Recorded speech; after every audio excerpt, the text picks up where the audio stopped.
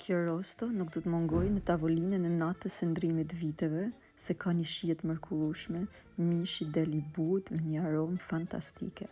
Ju ftoj ta provoni.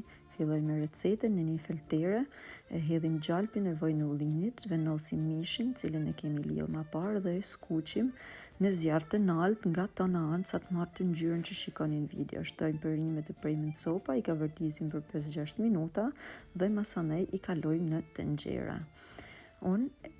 Aty shtojmë gjethe dafine rozmarin, hedhim erza mix për rosto, shtojmë langun e mishit ose ujë dhe e venosim muzi në zjarr derisa të jetë gati. Unë e ziva në tenxhere në presion për 30 minuta. E largoj mishin nga langu i tij, e mbështjellim në letër furre e në letër alumini.